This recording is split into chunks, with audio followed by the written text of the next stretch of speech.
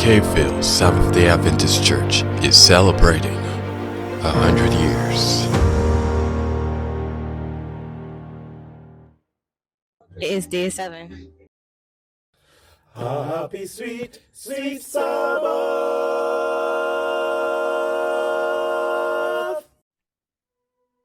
Phil was known for its musical talent back in the day, and during that time there was a group called the A Cappella Connections.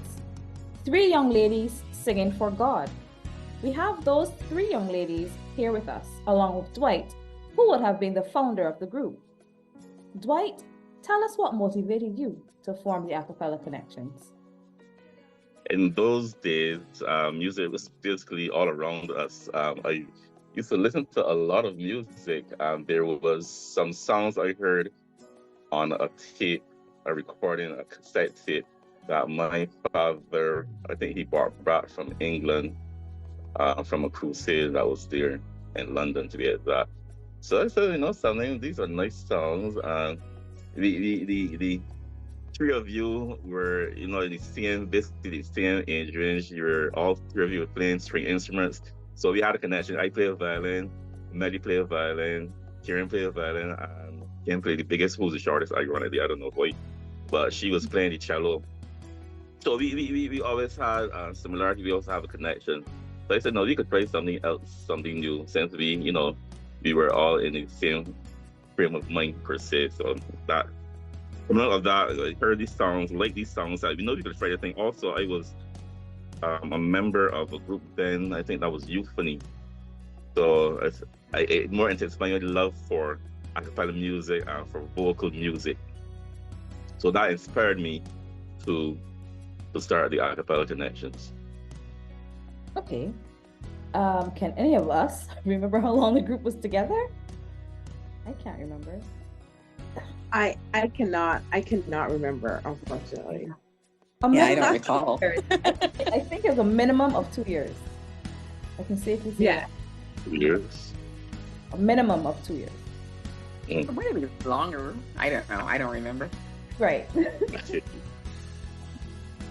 What was your favorite song? I would have to say Homecoming Day. Homecoming Day. Yeah. Agree. My favorite song of all of them. Homecoming Day. Me and the time is now. I always used to just start with the second verse for some reason. Like, that song was my nemesis. I can never get it right. The pitch right, the verse is right. Me and that song always fought. I remember that second verse started a couple of days ago. I was talking about it at home. I don't think I know any of the words to any of the songs, so I won't even attempt to. What was your most memorable moment? Or your most memorable singing appointment?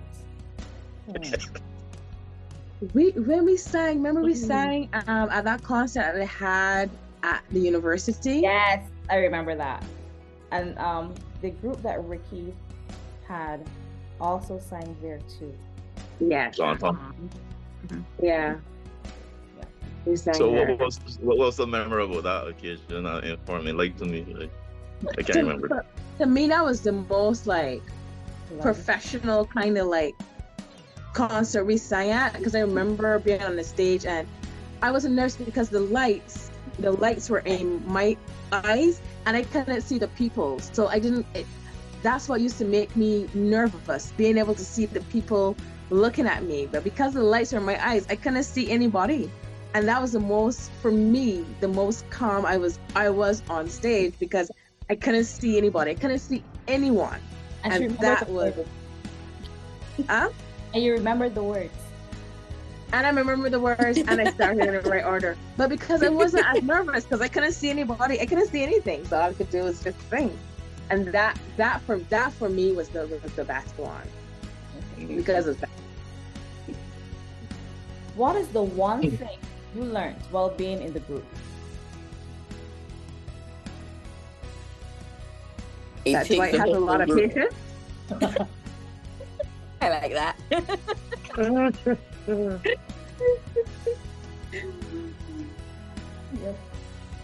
But I I would say the one thing I learned in the group, and that was from Dwight, like trying to have that confidence, like, you know, he would play something, or he would, you know, say, okay, this is a soprano part. I'm like, I can't hit that note. And he'd be like, yes, you can hit that note. He's like, have you tried to hit that note? I'm like, no. He was like, so we're gonna try to hit the note. And he would have that confidence that I could hit the note, and I would be like, I can't hit the note, but then I would hit the note. So it's like, you know, it's having that confidence in your capabilities, but also having some person who believes in you that you can do this. Yeah, I can second that.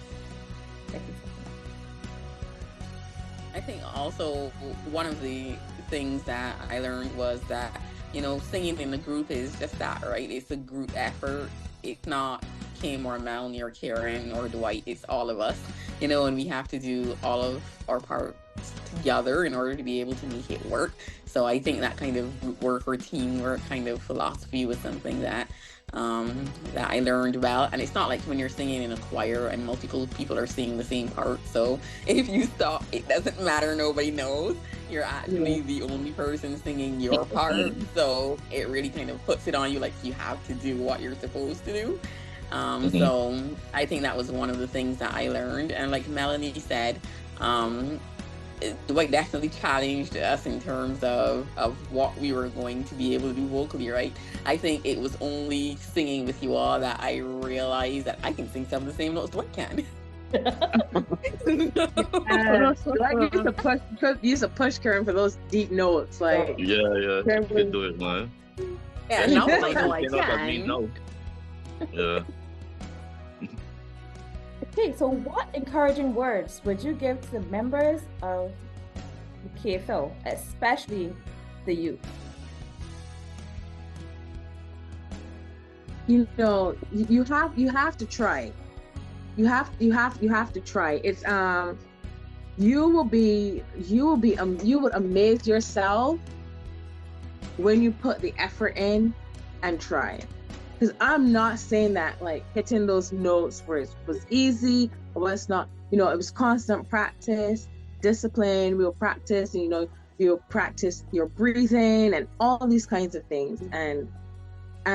But don't give up. You have to at least try. Don't say, you know, I can't do that.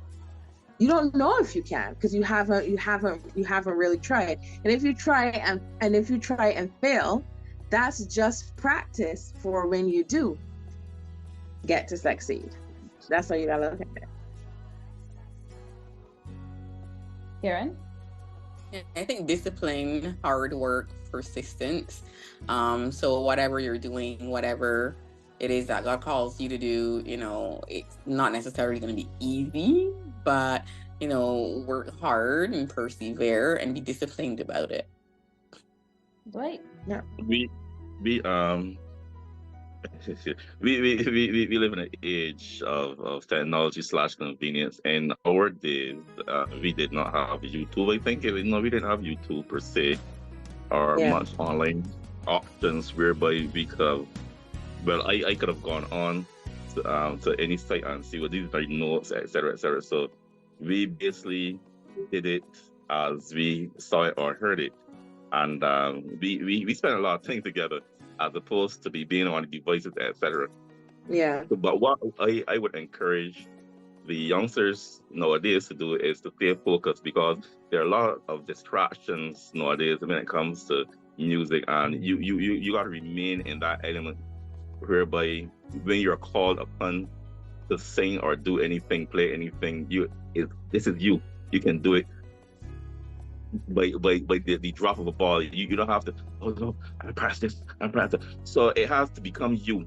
It has to become you. And this is your second language. This is your life, besides the studies, of course. So you must remain focused and remember that you are serving a master who through him you can do anything, and not be fearful about it. Not be fearful and not be, well, you can't say not be shy, because some, there are some people of us, I should say, that go on big stages and still shy, but yet so we still deliver because we are on stage. So I would encourage the young people, the younger members, to stay focused again and to try to develop further your craft, whether it be singing or whether it be playing. Okay. All right. So they're asking us to sing a few lines of a song together, but we'll have to do that separately. We cannot do that on Zoom. So No. I don't know what musicians and what magicians they have out there to put this together. We'll try to see what we can do. So thank you all for listening to us. And happy 100th. Happy 100th, K Phil. Happy 100.